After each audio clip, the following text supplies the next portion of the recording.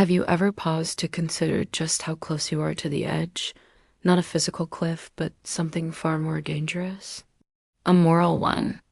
What if I told you the only thing separating you from a monster isn't your values, your upbringing, or your beliefs, but a situation, a trigger, a moment?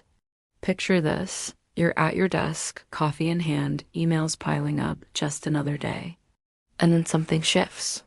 The rules, the norms, the invisible code of decency vanish. What would you do then?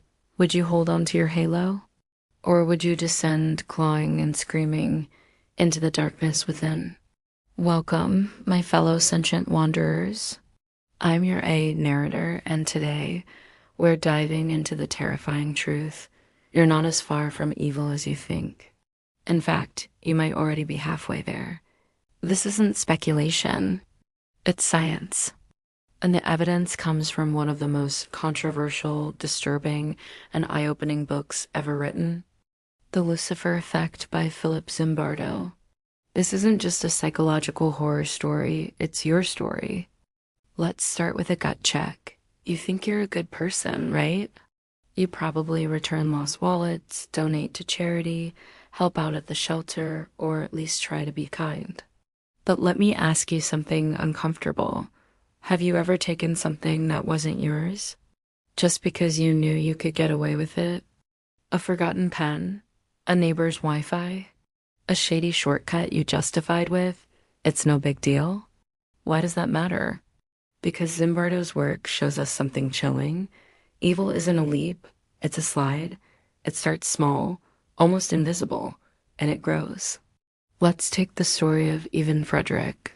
You've probably never heard of him, but you should. He was the all-American boy loved baseball, served his country, obeyed the rules. Then he was deployed to Abu Ghraib, and there he became something else, something twisted, something evil. He didn't go to Iraq a monster. He was made into one by the situation. Now ask yourself this. Are you really so different, or have you just never been tested? Still think you're immune? Let's talk about the infamous Milgram Experiment. You're the teacher. You're told to give electric shocks to a learner for every wrong answer. You hear their screams, you see their suffering, but someone in a lab coat tells you to keep going, and you do. You tell yourself it's not your fault. You're just following orders, science, right? Guess what? 65% of participants went all the way administering what they believed were lethal shocks. Ordinary people. Just like you. So let's get real. If obedience can lead you to hurt someone, how many of your decisions are really yours? Now let's take it even darker. Zimbardo didn't just write about this. He created one of the most disturbing experiments in psychological history. The Stanford Prison Experiment, 24 regular college students, no history of violence, no criminal record, just clean-cut kids split into two roles, prisoners and guards. Within days, the guards, these same ordinary kids, were forcing prisoners to strip, urinate in buckets, and suffer mental torture. Why? Because the situation gave them power, anonymity, and permission. And it only took 6 days before Zimbardo had to shut it all down. So here's a question worth pondering. If you were one of those students, what role would you have played? Comment below. Would you have stood up or joined in? And now, let's talk about obedience to authority, the poison that turns loyalty into complicity. Think about Jonestown. 900 people drank poison because their leader told them to. Not because they were evil, because they were obedient.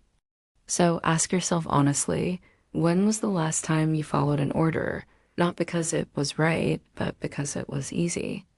Another ingredient in the recipe for darkness, loss of personal responsibility. In Milgram's experiment, participants were told, "It's not your fault. I take full responsibility." And so they kept going, hurting someone simply because the blame wasn't theirs. Ever said, "I'm just doing my job," or "I was just following policy"? That's how evil hides in plain sight. Now let's go deeper, de-individuation. It's what happens when your identity disappears. Behind a uniform, a screen name, a crowd. And when you're not you, you'll do things you never thought possible. Zimbardo tested this by leaving an abandoned car in 2 neighborhoods. In one, where anonymity ruled, it was stripped within hours. In another, where people felt seen, the car sat untouched. So ask yourself, who are you when no one's watching? And then there's the most dangerous transformation of all, dehumanization. It's how entire populations become targets. It's how people become scum, vermin, animals. Once someone stops being human in your eyes, anything becomes justifiable. The Holocaust, Rwandan genocide, Nanjing massacre, and today, online bullying, war crimes, racism. It's all the same psychological trick. Make the other side less than human, and you won't feel bad when they suffer. Have you ever labeled someone so harshly that you stopped seeing their humanity? If you have the courage, talk about it in the comments. Let's get honest. And finally, language. The softest weapon of all.